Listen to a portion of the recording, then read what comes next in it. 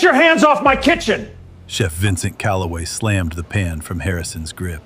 Bernays splattered across the steel counter. Baron was... Chef, the sauce was breaking. You are a dishwasher! You are a dishwasher. You scrub grease. Vincent laughed loud enough for every cook to hear. Humiliate. You want to cook? He grabbed Harrison's apron and ripped it over his head. Buttons pinged off stainless steel. You will never cook. Harrison stood still. His grandmother's wooden spoon lay on the counter where it had fallen. No one in that kitchen knew what that spoon carried. They were all about to find out. Harrison Drake walked out the back door of Le Ciel with nothing but the clothes on his back and a wooden spoon in his pocket. No final paycheck. No goodbye from the 12 cooks who had watched him scrub their pots for 3 years. Just the sound of the heavy steel door slamming behind him and the low hum of the Manhattan night. He sat on the loading dock, feet hanging over the edge, and pulled out the spoon. The handle was dark from decades of use, the grain worn silk smooth by a woman who believed every meal was a conversation. Ruth Drake, his grandmother. The woman who raised him in a shotgun house outside Greenville, Mississippi, where the kitchen was the biggest room and the stove never went cold. Harrison was 6 the first time she put a knife in his hand. Not a toy. A real paring knife with a wooden handle that matched the spoon. "You hold it like this," she had said, folding his small fingers around the grip. "Gentle, like you're holding a baby bird. Tight enough it don't fly away, loose enough it can still breathe." She taught him everything. How to break down a chicken by feel alone. How to tell when oil was ready by the sound it made. A whisper meant too cold. A shout meant too hot. A steady conversation meant perfect. How to season without measuring, because measuring was for people who didn't trust their hands. By 12, Harrison could cook a full Sunday dinner for 15 without a recipe.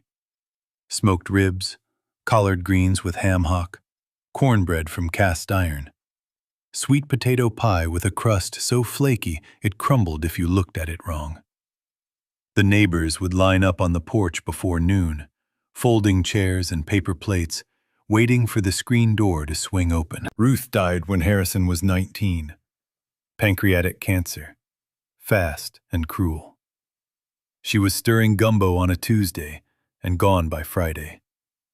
The last thing she pressed into his hands was the leather-bound recipe book. 96 pages of her handwriting, some entries dating back to her own grandmother. Recipes with names like Monday Courage Soup and the Forgiveness Stew. Food that wasn't just food. Food that carried memory, apology, celebration, and grief in the same pot. Harrison left Mississippi 3 weeks after the funeral. He couldn't stay in the house. Every wall smelled like her. He took a bus to New York with $400, the recipe book, and the spoon. The city ate through his money in 2 months. He applied to 19 restaurants. Not one would let him near a stove. No degree, no culinary school, no references. Just a black kid from Mississippi with a leather book and a wooden spoon. Le Ciel hired him to wash dishes. Minimum wage plus scraps. He took it because it meant standing near a kitchen, and standing near a kitchen meant breathing the same air as the food. For 3 years, Harrison scrubbed. He scrubbed until the skin on his knuckles cracked and bled. He scrubbed sauté pans caked with fond, sheet trays black with caramelized sugar, stock pots heavy enough to buckle his knees. And every night, after the last cook clocked out and the lights dimmed to the blue glow of the exit signs, Harrison stayed. He cooked. He would pull ingredients from the discard bin. Bruised tomatoes, day-old bread, herb stems destined for the trash. And he would make something beautiful. A rustic tomato bisque with charred bread croutons. a chimichurri from stems that still held more flavor than most chefs' best leaves. Dishes his grandmother would have recognized, dressed in the language of fine dining, but rooted in the soil of Mississippi. He never told anyone. He cleaned up every trace before dawn. Or so he thought. Elena Whitfield noticed first. The sous chef had forgotten her knife roll one Tuesday night and come back around midnight. The kitchen was dark except for the blue flame of burner 6. Harrison stood over a cast-iron skillet, moving with a rhythm Elena had never seen in any cook at Le Ciel. Not rehearsed, not rigid, but fluid, instinctive. Like his body was listening to the food and responding in real time. She watched from the doorway for 4 minutes before he sensed her. He froze. "I can explain." "Don't." Elena stepped forward. She picked up the fork on the counter, cut into the seared duck breast he'd made from a portion marked for disposal, and put it in her mouth. She chewed slowly. Then she set the fork down and looked at him with an expression he couldn't read. "How long have you been doing this?" 3 years? Every night? Almost. Elena pulled out a chair and sat down. "Harrison, that duck is better than anything Vincent has put on the menu in 2 years. He didn't know what to say. No one had tasted his food since his grandmother died. The next evening at service, something strange happened. A foretop on the terrace sent back compliments on the béarnaise, the same sauce Harrison had adjusted before Vincent ripped his apron off. The server relayed it to Vincent, who paused, ladle in hand, and said nothing. He stared at the sauce as if it had betrayed him. He tasted it. His jaw tightened. He put the ladle down and didn't speak for the rest of service. That night, alone in his office, Vincent pulled up the kitchen security footage. He rewound to the moment Harrison had touched the pan. He watched Harrison's hands, the speed, the instinct, the correction that saved a sauce Vincent himself had failed to notice was dying. Vincent deleted the footage, but the taste stayed on his tongue. And doubt, once planted, is a seed that doesn't need sunlight to grow. Elena Whitfield showed up at Harrison's apartment 3 days after he was fired. It wasn't much of an apartment, a studio above a laundromat in Bed-Stuy, the ceiling so low he could touch it without stretching. She stood in the doorway, holding a brown envelope and a look that said she hadn't come to offer sympathy. "I found a truck," she said. Harrison stared at her. "A what?" "A food truck. My cousin's. He used it to sell empanadas until he moved to Portland. It's parked behind his mother's house in Red Hook. Needs new tires and a deep clean, but the grill works, and the fryer works, and the permit transfers." "Elena, I can't..." "You can't keep sitting here staring at that recipe book like it's going to cook itself." She dropped the envelope on his counter. Inside was the truck's registration and a handwritten note. "First month free. After that, we split costs. Elena." He named it Nana's Kitchen.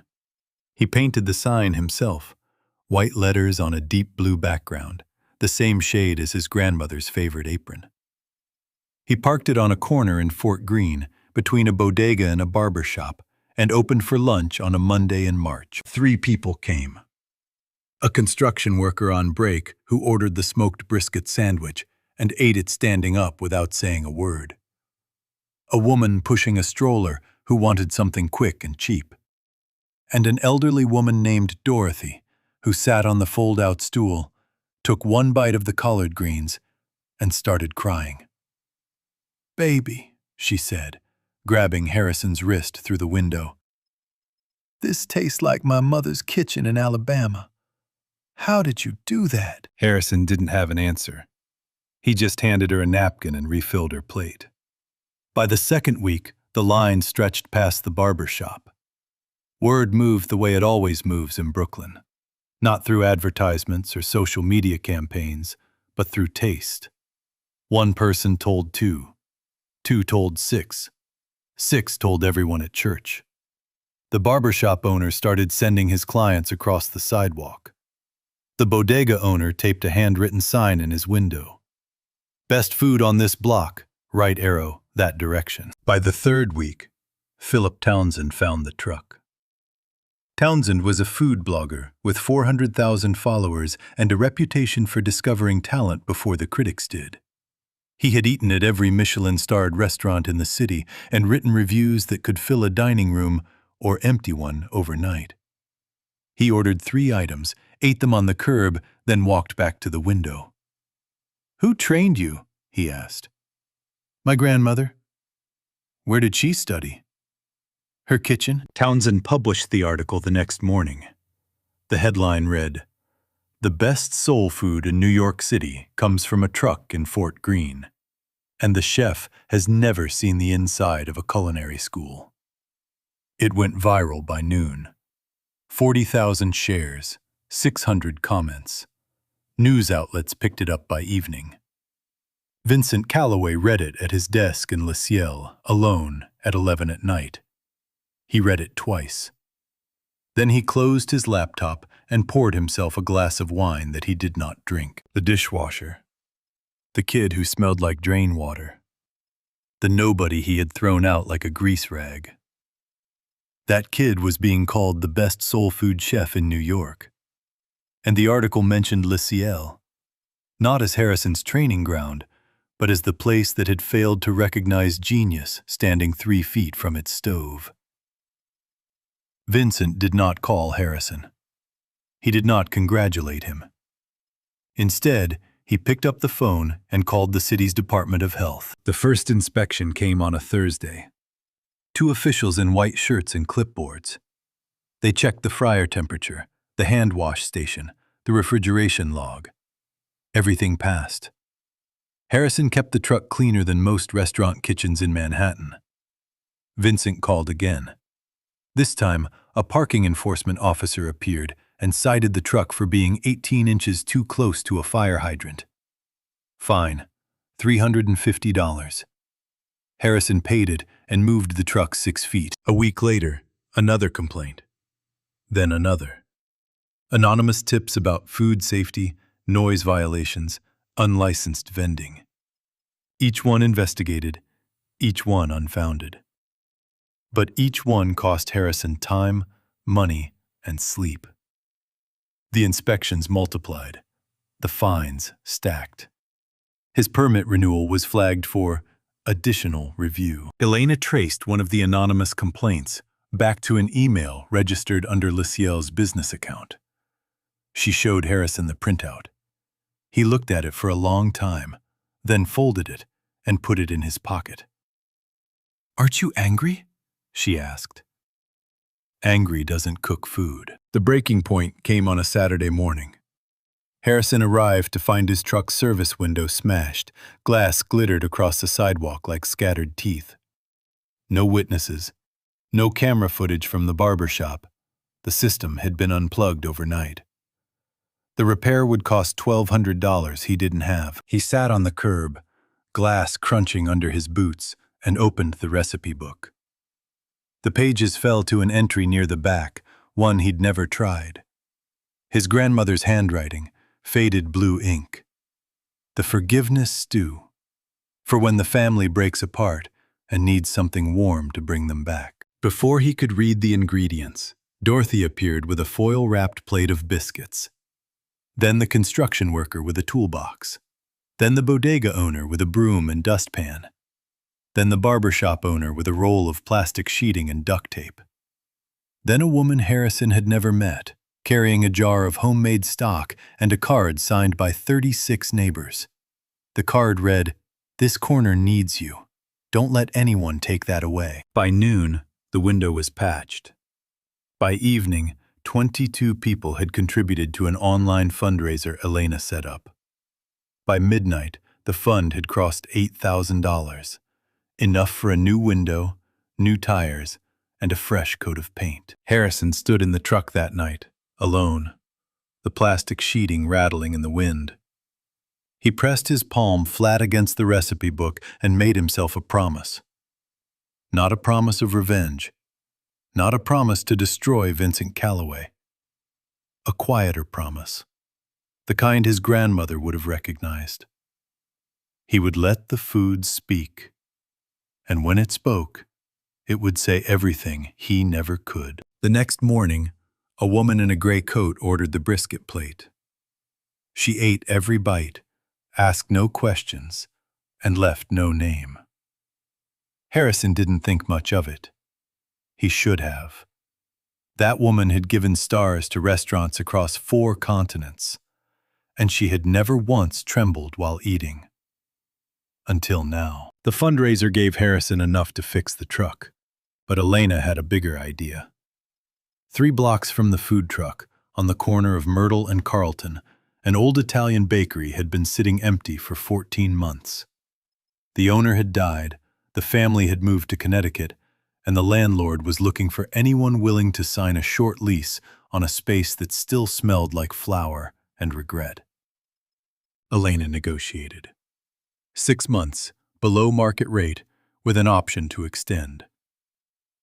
Harrison walked through the front door and stood in the middle of the empty room. The floor was checkered black and white tile, chipped at the edges. The kitchen in the back had 2 working ovens, a 6-burner stove with cast-iron grates, and a walk-in cooler that hummed like it had been waiting for someone to care. "It's not Le Ciel," Elena said. "Good," Harrison replied. "I don't want Le Ciel." He turned it into a pop-up. No reservations, no dress code, no menu printed on heavy cardstock. Just a chalkboard on the sidewalk that read, "Nana's Kitchen. Dinner Thursday through Sunday, 6 to 10. Come hungry, leave full." The first Thursday, 43 people showed up. By the second week, they had to turn people away at the door. Harrison cooked everything himself, appetizers, mains, desserts, while Elena ran the front. The food was Southern at its roots, but modern in its reach. Smoked short ribs with a bourbon glaze and roasted root vegetables. Shrimp and grits reimagined with aged cheddar and a saffron broth. A cornbread soufflé that rose so high it looked like it was trying to escape the ramekin. People didn't just eat, they talked. Strangers shared tables because there weren't enough to go around. And by the end of the meal, they were exchanging phone numbers. A couple who had been fighting in the car on the way over held hands by dessert.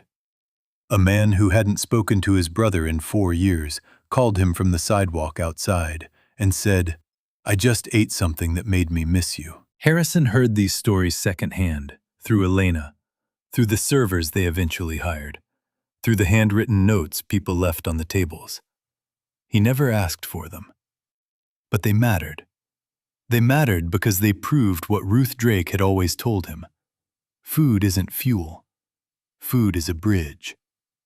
You cook it right, and people walk across it to find each other. On a Sunday morning in May, Harrison started a free cooking class for kids in the neighborhood.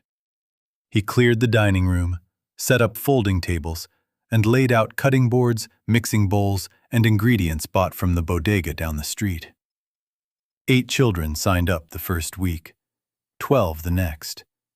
By the 4th week, 23 kids were showing up every Sunday at 10, wearing aprons Harrison had sewn from leftover tablecloths. One of them was Jalen Carter, 12 years old, quiet, skinny arms, oversized hoodie, sneakers held together with duct tape.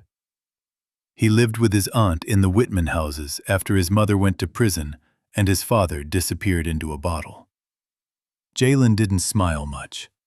He didn't talk much either. But he listened like his life depended on it. The first time Jalen held a knife, his hand shook. "It's okay," Harrison said, kneeling beside him. "Hold it gentle, like you're holding a baby bird. Tight enough it don't fly away. Loose enough it can still breathe." The words came out before Harrison realized he was quoting his grandmother exactly. The same words, the same cadence, the same steady voice. He paused, and for a moment the bakery kitchen dissolved and he was 6 years old again, standing on a step stool in Greenville, Mississippi, with Ruth Drake's hand over his. Jalen looked up. "Who taught you that?" "Someone who loved me very much." Jalen came every Sunday after that. Then he started coming on Thursdays to watch dinner service from the kitchen doorway. Then Fridays. Then every night the pop-up was open. Harrison gave him small tasks: washing herbs, measuring flour, stirring sauces under supervision. The boy absorbed everything. He didn't ask why. He just did. One evening, after the last table had been cleared and Jalen was wiping down the counters, Harrison pulled the recipe book from its shelf. He turned to the page he'd found the night his truck window was smashed. The forgiveness stew. The recipe was unlike anything else in the book. Most of Ruth's entries were precise: measurements, temperatures, times. But this one read more like a letter. The ingredients were listed not by quantity, but by purpose. 1 onion, because every good thing starts with tears. 3 cloves of garlic, because forgiveness needs to be strong enough to taste. Bone broth, slow simmered, because healing takes time you can't rush. Sweet potato, because even broken ground grows something worth eating. A handful of fresh thyme, because time is all we really need. Harrison read it 3 times. Then he gathered the ingredients and cooked. Elena arrived around 9. She smelled it before she saw it. A deep, amber fragrance that filled the room like a hymn. She stood in the kitchen doorway and watched Harrison ladle the stew into 2 bowls. He handed her one without a word. She tasted it, set the spoon down, pressed both palms flat on the counter, said nothing for a long time. "Harrison?" "Yeah?" "That's not food. That's a memory. I just tasted my grandmother's house, and she's been dead for 15 years. They sat across from each other at the counter, finishing the stew in silence. The recipe book lay open between them, Ruth's handwriting catching the overhead light. Harrison ran his thumb across the page and felt the indentation of her pen. The physical weight of a woman who had poured her entire life into 96 pages so that her grandson would never have to cook alone. The book had been a keepsake when she gave it to him. Then it became a survival manual when he had nothing. Now, sitting in this borrowed bakery with food on the stove and a boy named Jalen learning to hold a knife the way he once had, the book was becoming something else entirely. A legacy. Harrison didn't know that Margaret Cole had already visited 3 times. The woman in the gray coat. She had come as a regular customer. No reservation, no fanfare, always alone, always at the corner table nearest the kitchen. She ordered different dishes each time and ate with a focus that most people mistook for hunger. It wasn't hunger, it was assessment. She carried a small leather notebook of her own, and she wrote in it after every bite, with the same precision Ruth Drake had used to document her recipes. On her 3rd visit, Margaret ordered the forgiveness stew. It had been added to the chalkboard menu that week, Harrison's first time serving it publicly. She lifted the spoon, brought it to her lips, and her hand stopped midway. Not from hesitation, from recognition. Something in that stew reached past her professional palate and touched a part of her she kept locked away during inspections. She ate the entire bowl. Then she sat for 11 minutes without moving.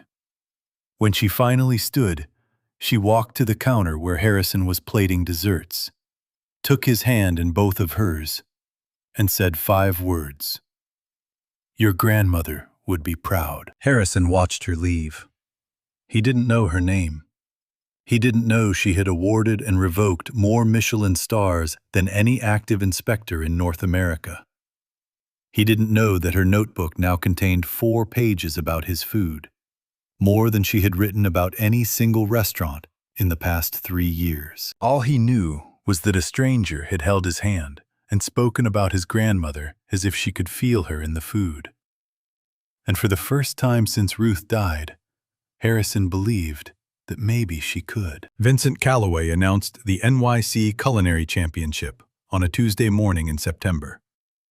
A live cooking competition hosted at Le Ciel, broadcast on the city's top food network, with 6 of New York's most decorated chefs competing for a $50,000 prize and a feature spread in Culinary Arts magazine.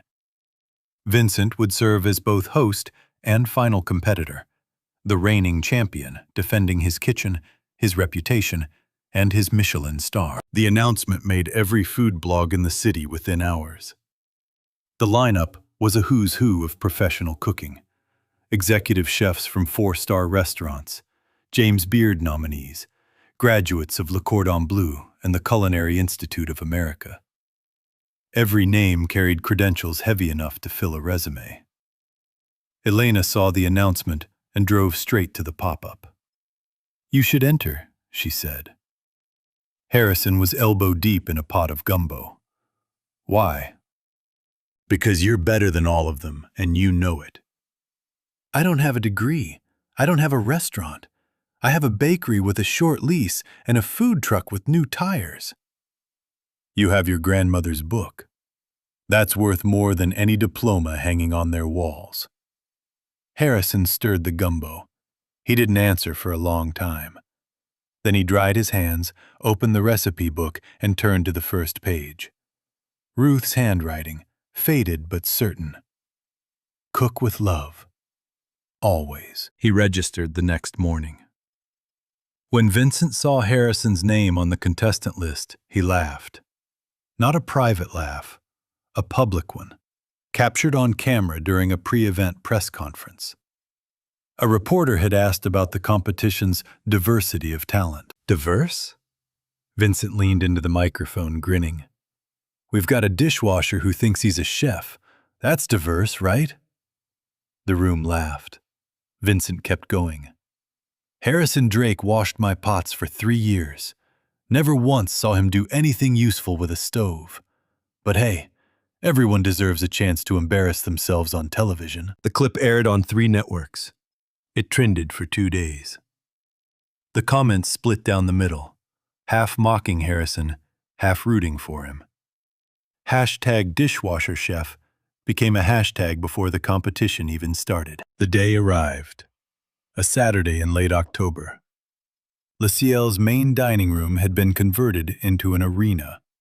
6 cooking stations arranged in a horseshoe, cameras mounted at every angle, a panel of 3 judges seated behind a long table draped in white linen.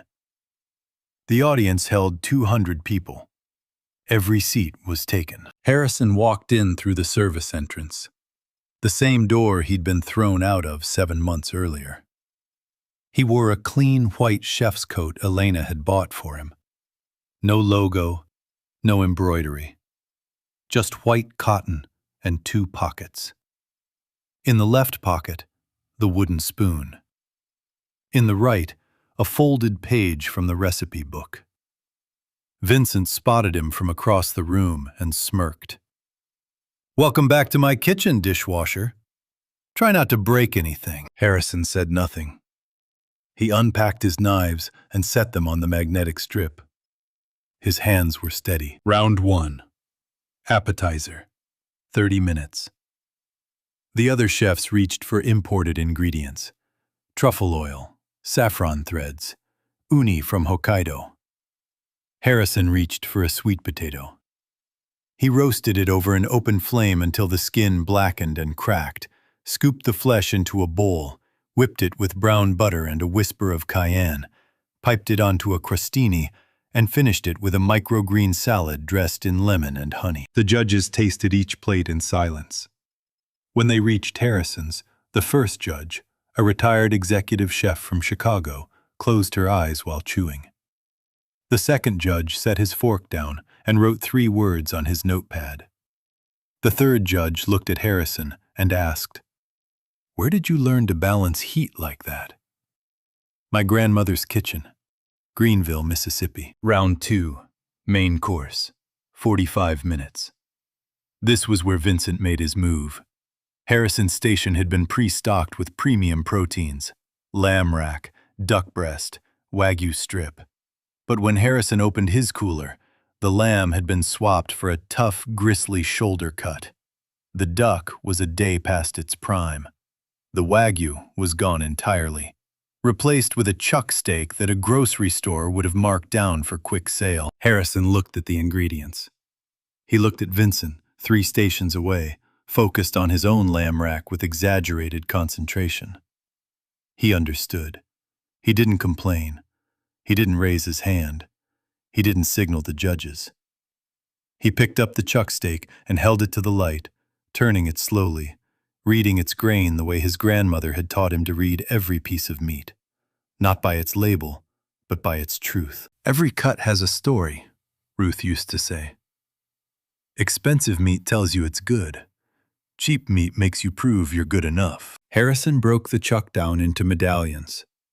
He salted them heavy, let them rest, then seared them in a cast-iron pan so hot the oil sang. He braised the gristly shoulder low and slow in red wine with rosemary, turning sinew into silk. He built a jus from the fond, deglazed with bourbon, and mounted it with cold butter until it gleamed. He plated the dish with roasted carrots from his station's vegetable box and a smear of parsnip puree so smooth it looked like cream. The judges tasted Vincent's lamb first. It was technically flawless. Precise temperature, clean sauce, architectural plating. They nodded. They wrote notes. They moved on. When they tasted Harrison's chuck steak, the room shifted. The first judge chewed slowly, her eyebrows rising with each second. The second judge put his pen down entirely and leaned back in his chair. The third judge, the one who'd asked about heat, took a second bite without being prompted. In 42 competitions, he had never done that. Not once. He looked at Harrison the way a man looks at something he didn't believe was possible until it was sitting on his tongue. "This was chuck steak?" he asked. "Yes, chef." "How?" Harrison glanced at his wooden spoon resting beside the cutting board. "I listened to it." A murmur rippled through the audience. 200 people leaned forward in their seats. Round 3. Dessert. 30 minutes. Harrison didn't hesitate. He opened the folded page from his right pocket, the forgiveness stew, and adapted it. Sweet potato custard with bone broth caramel, thyme-infused cream, and a crumble made from brown butter cornbread. A deconstructed version of his grandmother's most personal recipe, rebuilt as a dessert that honored every ingredient's original purpose. Vincent prepared a classic crème brûlée with gold leaf and an espresso tuile. Perfect technique, impeccable presentation, and completely soulless. The judges tasted Harrison's dessert last. The first judge's spoon stopped halfway to her mouth. She brought it the rest of the way slowly, as if she already knew what was about to happen. She tasted it, set the spoon down, removed her glasses, and pressed her fingertips against her eyes. The second judge ate the entire portion without writing a single note. When he finished, he folded his hands on the table and stared at his empty plate as though it had just told him a secret. The third judge stood up from his chair, walked around the table, and extended his hand to Harrison. "Young man, I've judged 42 competitions. I've never tasted anything like that." The scores were announced. Harrison Drake, first place, unanimous. Vincent's face went white, then red, then a shade that had no name. He slammed both palms on his station counter, hard enough to rattle every pan in the room. His sous chef stepped back. A camera operator flinched. "This is a fraud," he shouted into the nearest camera. "He's a dishwasher. He has no training, no credentials, no right to be here. He learned to cook from some old woman in Mississippi. That's not cuisine, that's charity. I demand a review. I demand—" "Chef Calloway." The voice came from the back of the room. Calm, measured, absolute. Everyone turned. A woman in a gray coat stood up from her seat in the last row. She had been there the entire competition, watching, writing in a small leather notebook, saying nothing. No one had paid her any attention. They were all about to. Margaret Cole walked down the center aisle of Le Ciel's dining room with the unhurried pace of a woman who had spent 31 years entering restaurants and leaving them changed. The audience parted slightly in their seats as she passed, though they didn't know why. Something about the way she commanded space without asking for it. She stopped 3 feet from Vincent Calloway's station. The cameras swiveled to follow her. "My name is Margaret Cole," she said. Her voice carried no amplification, but it reached every corner of the room. "I am a senior inspector for the Michelin Guide, North American Division. I have been conducting an unannounced evaluation of this establishment and its affiliated operations for the past 3 months." The silence that followed was so complete that Harrison could hear the hum of the refrigeration unit behind the wall. Vincent's mouth opened. Nothing came out. Margaret turned to face the judges' table, the cameras, and the 200 people sitting in stunned stillness. She opened her leather notebook, the same one she had been writing in at Harrison's pop-up, at the food truck, and now here, in the building where it all began. "During my evaluation period, I made 4 visits to Le Ciel as an anonymous diner. I also made 3 visits to an independent pop-up restaurant operated by Mr. Harrison Drake, and 1 visit to his food truck." She turned a page. "My findings are as follows." She looked directly at Vincent. "Le Ciel is in violation of 7 Michelin operational standards. My inspections revealed the reuse of expired shellfish stock in 3 separate preparations. Mislabeled sourcing on your menu. Your Dover sole is farm-raised Pangasius. Your grass-fed Angus has been commodity beef for at least 6 months. I also documented a pattern of workplace harassment, including the public humiliation and wrongful termination of a kitchen staff member. An event I was able to verify through multiple employee testimonies." Vincent gripped the edge of his station counter. His knuckles turned the color of bone. "Effective immediately," Margaret continued, "Le Ciel's Michelin star is suspended, pending a formal review that I expect will result in permanent revocation."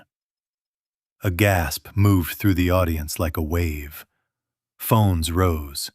Cameras flashed. The Food Network director whispered frantically into his headset. Vincent found his voice. It came out cracked and raw. "You can't do this. I've had that star for 11 years. I built this restaurant from nothing. I am Vincent Calloway." "You are a chef who substitutes fraud for integrity and cruelty for leadership," Margaret said. She did not raise her voice. She did not need to. "A Michelin star is not a trophy, Chef Calloway. It is a trust. And you have broken it." Vincent turned to the judges, to the audience, to anyone who might offer rescue. "This is a setup. She's working with him." He pointed at Harrison. "The dishwasher and the inspector. It's a conspiracy." "Chef Calloway?" A new voice.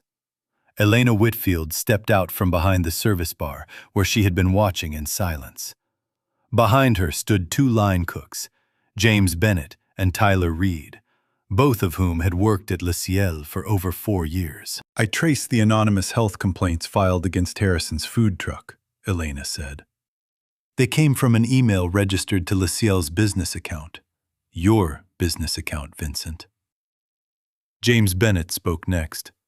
His voice was quiet but unshaking. He called Harrison the N-word in the walk-in cooler. Twice. I heard it both times. I said nothing because I was afraid of losing my job. Tyler Reed nodded. "He told me once that black hands don't belong in a French kitchen." His exact words. The room didn't gasp this time. It held its breath. Vincent's face collapsed, not in anger, in recognition. The recognition of a man watching every lie, every cruelty, every shortcut he had ever taken walk into the light at the same time. His mouth worked silently. His hands dropped to his sides. For the first time in his career, Chef Vincent Calloway had nothing to plate, nothing to present, and no one to blame but himself. Margaret Cole turned to Harrison. Mr. Drake, I have eaten in restaurants across 40 countries over 3 decades. I have awarded stars, and I have taken them away. I do not use the word extraordinary lightly. She paused. Your food is extraordinary, not because of your technique, though your technique is remarkable.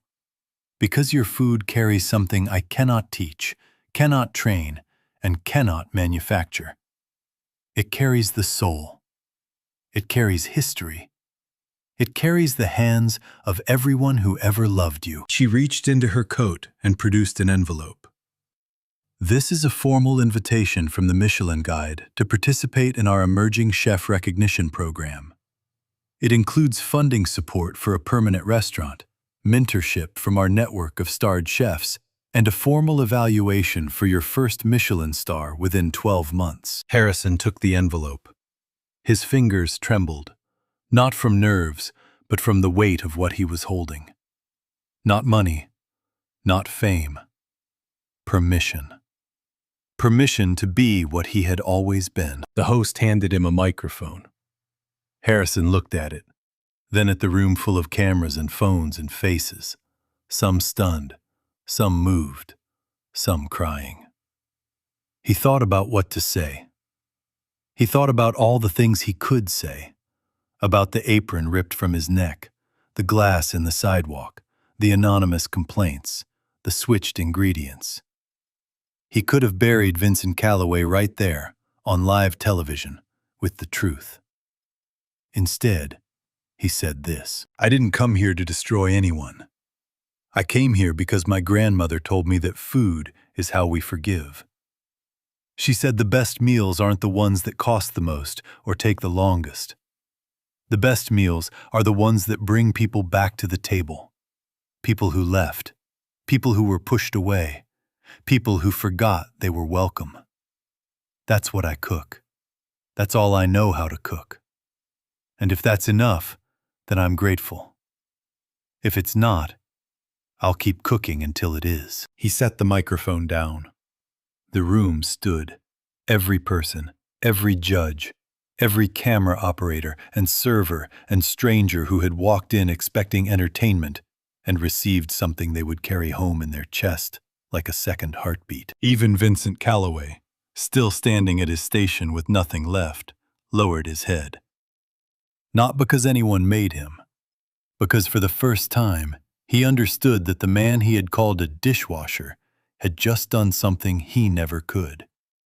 He had fed a room full of people without putting a single plate on the table. 1 year later, on a Friday evening in October, Harrison Drake stood in the kitchen of Nana's table and listened to the sound of a full dining room. Not the muffled roar of Le Ciel's polished clientele. This was different.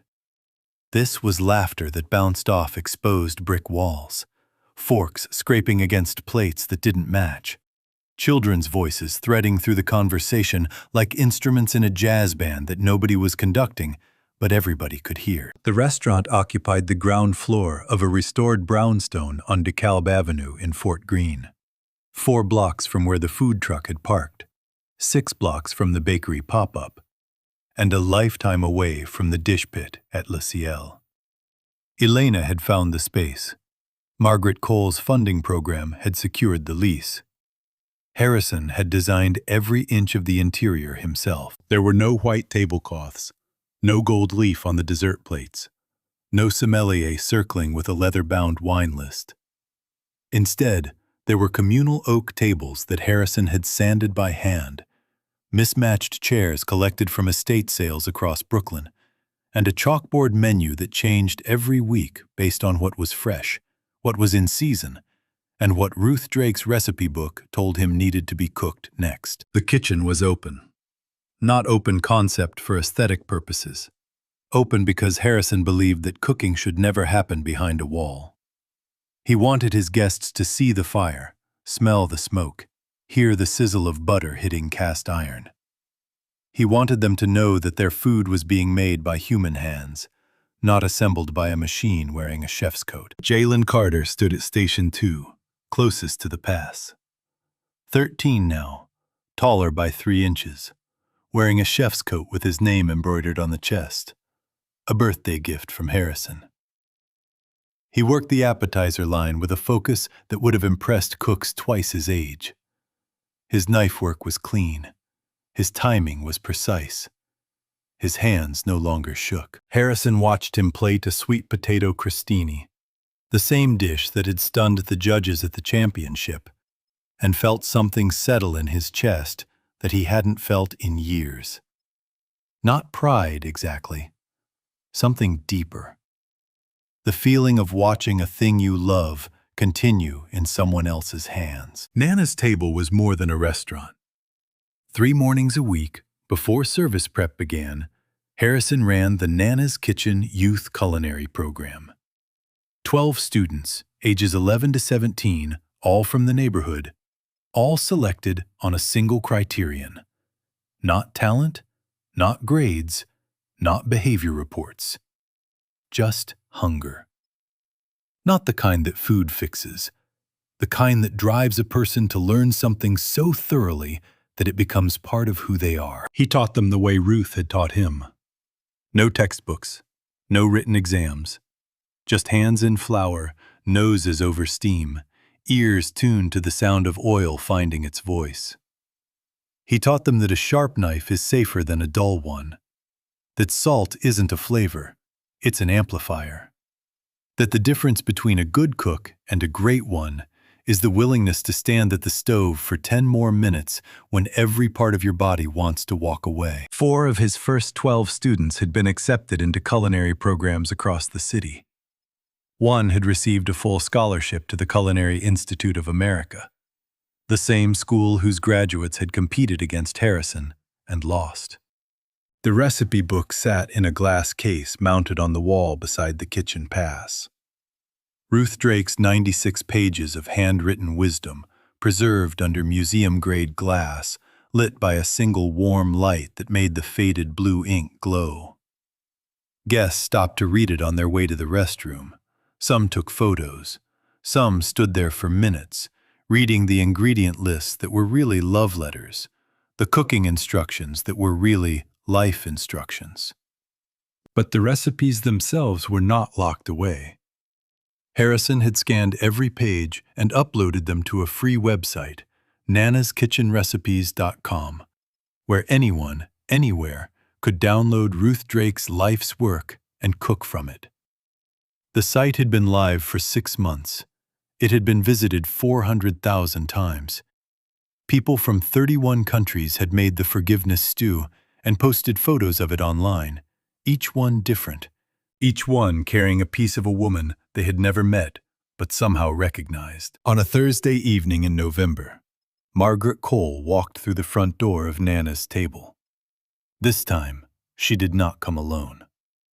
2 inspectors accompanied her, both carrying leather notebooks of their own. She wore the same gray coat. She sat at the same corner table. She ordered the forgiveness stew. When the meal was finished, Margaret stood and walked to the kitchen pass. Harrison was plating desserts, Jalen at his side, both of them moving in the synchronized rhythm of 2 people who understood each other without speaking. "Mr. Drake," Margaret said. She placed a small envelope on the pass. "It's official." Harrison opened it. Inside was a single card, embossed with the Michelin crest. 1 star. Nana's table. The youngest black chef in New York history to receive the honor. He read it twice. Then he turned to Jalen. "Hold this," he said, handing the boy the card. Jalen looked at it, His eyes widened. "Chef, this is yours to see, so you know what's possible." Elena appeared at the pass, having heard the news from the front. She didn't say anything. She put her hand on Harrison's shoulder and squeezed once. That was enough. 3 weeks later, a letter arrived at the restaurant. No return address.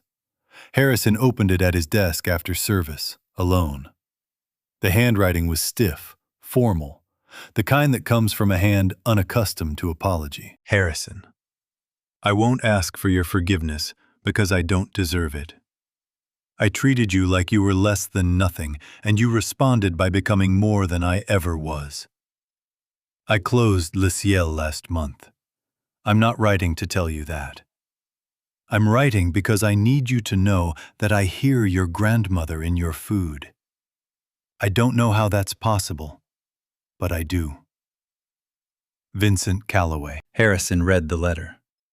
He folded it carefully along its original creases. He opened the glass case on the wall, placed the letter inside next to the recipe book, and closed the door. Some things belong together: cruelty and grace, the wound and the healing, the hand that tore the apron, and the hand that kept cooking anyway. On a Sunday morning in December, Harrison stood at the long table in the dining room, 19 young cooks around him, aprons tied, knives ready. Jalen was at the head of the table, reading aloud from a laminated copy of Ruth Drake's recipe for the forgiveness stew. "1 onion," Jalen read, "because every good thing starts with tears." Harrison listened. He leaned against the counter, arms crossed, the wooden spoon tucked into his apron pocket, the way his grandmother used to carry it. The morning light came through the front windows and fell across the table in long golden bars, catching the flour dust that hung in the air like something almost sacred.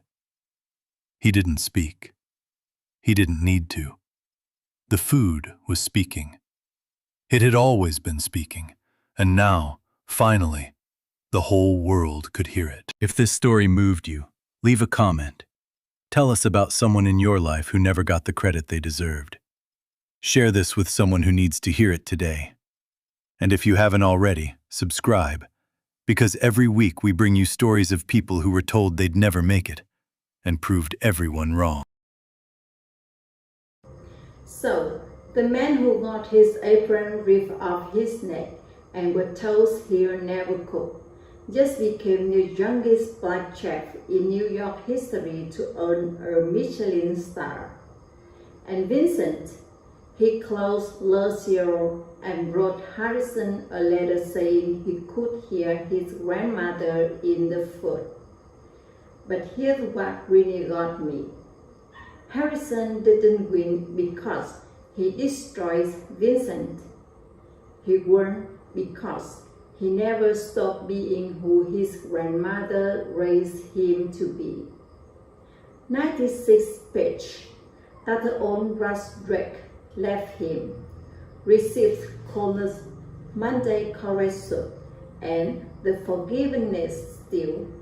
No degree, no connections, just a wooden spoon and the belief that food is a bridge. They smashed his truck window. The neighborhood shows up. They switched his ingredients. He turned the truck steak into something that made a judge take a second bite for the first time in 42 competitions. That's not luck. That's a legacy. Real talk.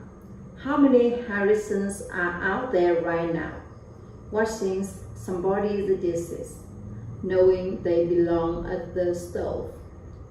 We've all been in that kitchen, either as Harrison or as one of your 12 cooks who watches and said nothing. Drop a comment. Who in your life never got the credit they deserve? If this hit you, like, share, and subscribe. Next week's story might be even wider. Cook with love, always. Grandma Rose said it best.